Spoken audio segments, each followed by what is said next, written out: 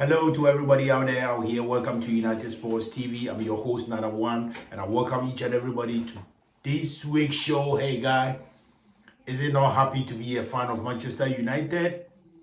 After we crushed Chelsea by a goal to nil at Stamford Bridge, and United only need 2 more games. That's 6 points to secure Champions League qualification. So I welcome each and everybody to today's show. As once again, Nana One, and I welcome you guys all to United Sports TV. And this is what we're going to talk about, guys. Man United equal Premier League record set in 1984-85. Okay. Bruno Fernandes set to break Premier League assist record previously set by Thierry and Kevin De Bruyne for Arsenal and Man City. Manchester United squad ignored former player after Chelsea win at Stamford Bridge. Man United needs 2 Premier League wins for qualification to Europe's top elite competition. Gary Neville laughs out his honest say about Man United replacing Cunha with garnacho.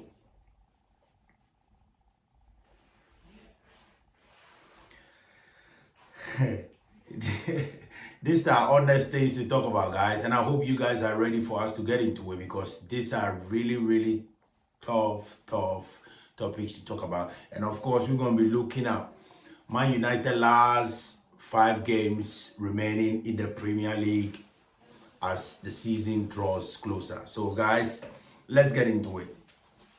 Man United equal Premier League record set in 1984-85. Manchester United has defeated Liverpool, Arsenal, and Chelsea in the same season since 1984-85 Premier League season.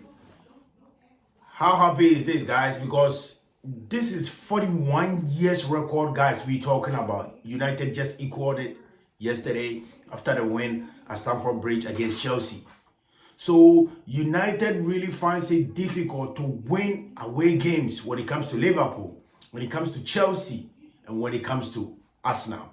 United really finds it a very hard way to get those away 3 points. And thank God, 41 years record was broken thanks to the resilient Man United squad and the big brain behind it, Michael Carrick. Because the game against Chelsea yesterday, guy, it wasn't just any game that United just glanced through it. No, it was a tactical game.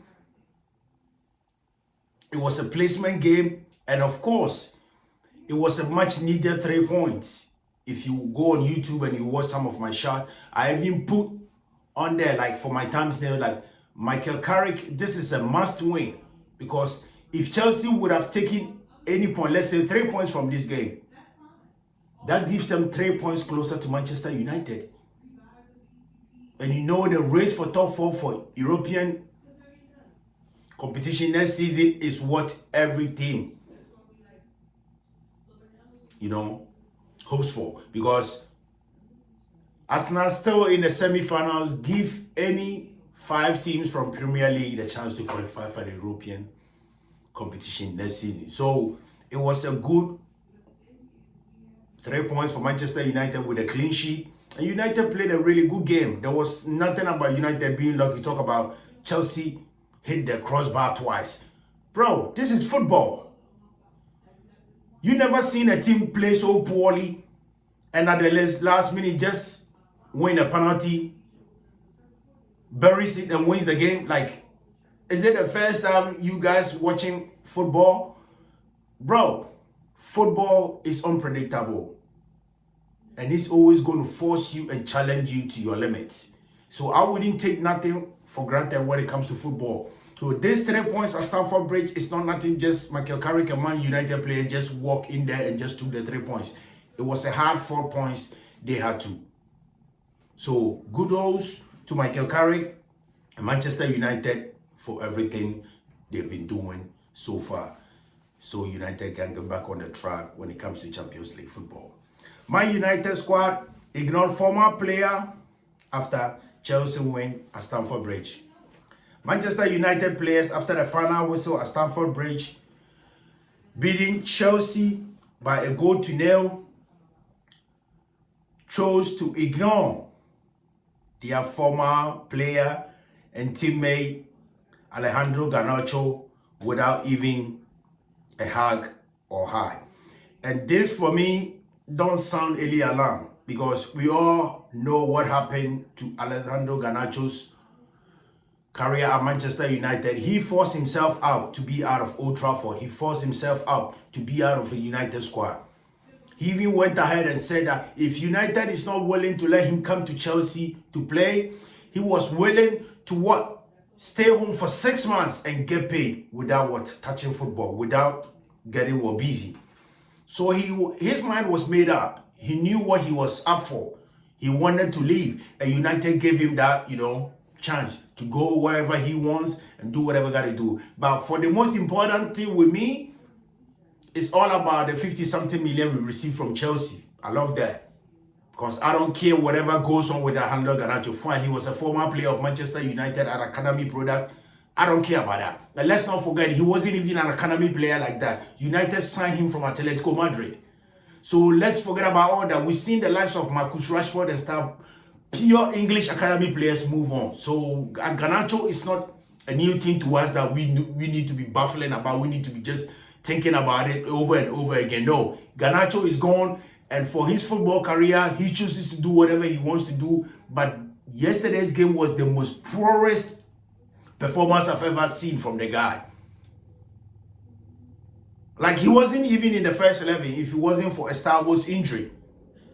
But he came in and it was poor as poor. So I don't even want to go there and talk about Alejandro Garnacho. He's already made up his future. He's already made up his mind and trying to further his football career. So let's leave the guy alone and let him do what he had to do. But I don't have no concern with United players not approaching him, saying hi or anything to him. That is cool, because we were part of you, you were part of us, and you decided to move on and do whatever you got to do. So that's cool. Bruno Fernandes set to break Premier League assist record previously set by Thierry Henry of Arsenal and Kevin De Bruyne of Manchester City. Manchester United Portuguese captain Bruno Fernandes has 18 assists and 8 goals in the Premier League, as Manchester United has 5 more matches left for the season to end, and the record for the most assists in the season for the Premier League was 20, previously set by Henry Thierry and Kevin De Bruyne for both respective teams, Arsenal and Manchester City. 5 games, 2 more to equal the record, the Premier League assist record, and 5 games. With 5 games, for me, I would rather say Bruno Fernandes can have 3 or 4 more in those 5 games to break that record and now be the holder for the Premier League assist leader. Because I sure do know Bruno Fernandes, 2 more to equal the 20 and 1 more just to, break it. Why not? Because Bruno Fernandes has shown me, I always say this, Bruno as a captain is a problem, but Bruno as a player in the midfield for Manchester United is a magnifico. Sometimes he overlets his emotions, takes over him with a captain band, and stuff happen that don't need to be talked about. As a captain, you set an example for other players to follow. So for me, as a captain for Bruno Fernandes, I'm not really convinced about that. But when it comes to a typical number 10 in the middle of play, a box player, Bruno Fernandes is magnifico. He's fantastic and nobody can argue that. Man United need 2 Premier League wins to qualify for Europe's top elite competition. Manchester United are 2 games away, which is 6 points, to secure Champions League qualification for next season as the season draws closer with 5 more games left. United faces Brentford, Liverpool, Sunderland, Nottingham Forest and Brighton for their next 5 games. And within these 5 games, Manchester United needs 6 points, 2 wins out of those 5 games to secure Champions League qualification. And as we've already said, Michael Carrick, that was what was told, and that was why they gave him an interim job to get this team qualified for Champions League. So if Michael Carrick really qualifies this team for Champions League, and we all saw the first season of this 2025-2026 season with Ruben Amorim as a coach, things started turning around after the appointment of interim boss Michael Carrick. So we all do know if Carrick can qualify this team for Champions League and finish third on the table, that's more than winning the Premier League. What if he was be the one to start with this team beginning of the season? And we all know high hopes or high for Ruben Amorim as he won some trophies and some matches during the preseason, coming into this signing of Mbeumo, signing of Matheus Cunha, signing of Benjamin Sesko. There was a lot. Signing of Diego Leon. Like, there was a lot. There was a lot that was expected of this team. But looking at how things was going, Michael Carrick has been a savior for the past 2 or 3 months for Manchester United. Looking at where we are on the English Premier League table, third with 58 points. Manchester United is far gone and need only 6 points to qualify for the next year's Champions League football. So kudos to Michael Carrick again, and kudos to Man United squad for whatever they have achieved this season. I know they're definitely going to get a Champions League football. Nothing is denial. With these 5 games, United can easily get 3 wins out of these 5 games. So it's rest assured Manchester United is going to qualify for Champions League football next season. Gary Neville allows out his honest say about Man United replacing Cunha with Garnacho. And he reads, "That's one of the most brilliant decisions the club has ever made in a while. The difference is very clear. Cunha gets the ball and quickly does whatever he wants with it.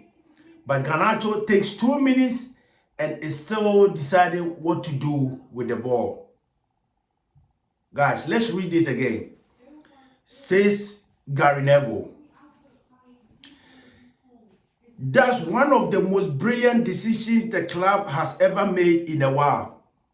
Talking about replacing Cunha with Alejandro Garnacho. The difference is very clear. Cunha gets the ball and quickly does whatever he wants with the ball. And we all see that. Matheus Cunha takes control of ball. Cunha is not afraid of no midfielder, no defender. No. Matheus Cunha will bring the ball to you. Will force you. And still use you. And that is what Matheus Cunha has added to this Manchester United team. And as Gary Neville is saying, it will take 2 minutes, even more than 2 minutes, because we see that Alejandro Garnacho will just be having the ball, playing with it. This is the Premier League. This is not League One. This is not Championship. Just playing and what? Wasting chances, wasting time, wasting opportunities. So this is what we saw when Alejandro Garnacho, Rasmus Hojlund, and Marcus Rashford were the front attackers for Manchester United. This is what we saw, the frustration we went through as United fans, and the frustration most coaches went through having them as players. Because there was no squad in depth. There was no players that you were going to replace them with it. And they were being paid high. 350,000 a week, 350, 250, 200,000 a week. So these guys, there was no way they were going to let them have their ways. But rather replace them with different players that is going to come in, give their all out because they love to play for the team. That's what Manchester United means. Matheus Cunha signed for Manchester United because he wanted to play. Newcastle wanted him.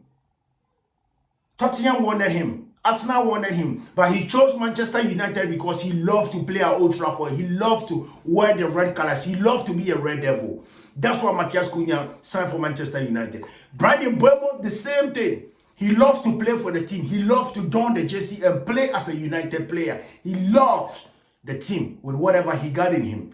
That's what makes a successful player. Not a player you force to come play for you, then they choose to do whatever they want. That's always going to be a problem that cannot be solved, because we see most coaches gamble with that, and at the end, what happens? Everything collapses. So Gary Neville is 100% right about this, because there was no way we're going to have Garnacho still in this team and think of being on the table. No, that's never going to happen. Or Rasmus Holland as an attacker and be 10 on the table. Never going to happen. Just like others say that Marcus Rashford should come back. He chose to leave the team. That's one thing you can never do to an athlete, or you can never do to a player. If they don't want to stay, you can never force them to stay.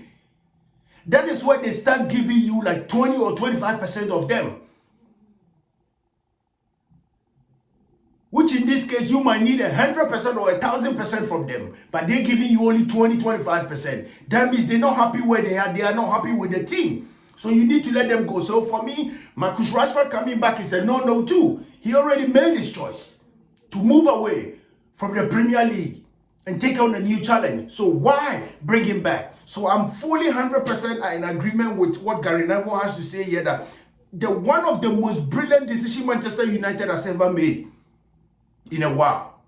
The difference is very clear. Matthias Cunha gets the ball and decides to do whatever he wants. Take on defenders, take on midfielders. Unlike Alejandro Garnacho, who obviously doesn't know what to do with the ball, will take 2 or even more minutes to decide what to do with the ball. And we're not playing with our families. We're not playing with our sisters or brothers on the field of play. That is a competitive sport. So to have such players who don't even decide before they have the ball, you are always going to fail. It was always going to be a failure. Because Manchester United, there was no way Manchester United was going to have their way.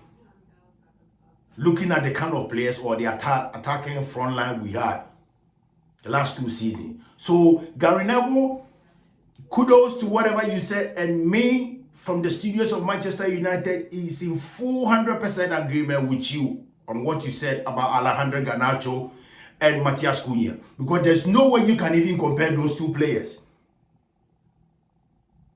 Garnacho started getting into the Argentinian national team, being called. It was all because of Manchester United. And ever since this guy left Man United for Chelsea, his performances has been damning. And guess what? He wasn't even called to the Argentinian national team for upcoming 2026 World Cup in America, Canada, and Mexico. He wasn't invited. So that tells you the kind of impact Manchester United had on him to get selected into the national team. So fine. Gary Neville is 100% right. And I really love what he said. And there's nothing that can be said about it. Guys, so all right guys, let's get into the last 5 games for Manchester United as the season draws closer. Monday, April 27th, Man United versus Brentford is 8 p.m. This is going to be a Monday game at Old Trafford. Sunday, May 3rd, Man United versus Liverpool at 3:30 p.m. and that's also going to be our home game at Old Trafford. Saturday, May 9th, Sunderland versus Manchester United, that's 3 p.m. an away game. Sunday, May 17th, Man United, Nottingham Forest at Old Trafford at 3 p.m. And last but not the least, Sunday, May 24th, Brighton versus Manchester United, 4 p.m. And that's also going to be an away game. So these last 4 games, United need at least 6 points from 2 games. And I'm 100% confident with these 5 games, United can take 3 wins and 2 draws out of these games without even losing 1. Because I don't care about Liverpool. They're already done. I don't care about Brentford. Sunderland, no. Nottingham Forest, no. Brighton, no. There's no team here I can really say that's going to give Manchester United a tough time in this last 5 games. It's never going to happen. So I know definitely United is rest assured qualified for Champions League next season, and it's going to be joy to watch my Red Devils in the European Championship competition. Champions League is the biggest in Europe, so to have your team back in is going to be one of the proudest things I've ever seen for my team again. All right, guys, we end today's program here. And much appreciated for everybody who just spend time with us here, watching my videos, watching my shorts, visiting my community on YouTube. I love you guys watching my videos on Instagram, watching my videos on Facebook. I love and appreciate whatever you guys are doing for me. But as I keep saying, without love and appreciation, this world would have never been existed. God would have never created this world. But it was because of love. That's why we do live on earth. So guys, if you're new here, don't forget to hit the subscribe button, turn your notifications button on, give me a thumbs up, and share the program to keep us going. This has been Nana One from the studios of United Sports TV. I'll see you guys next time. May the good Lord be with us all.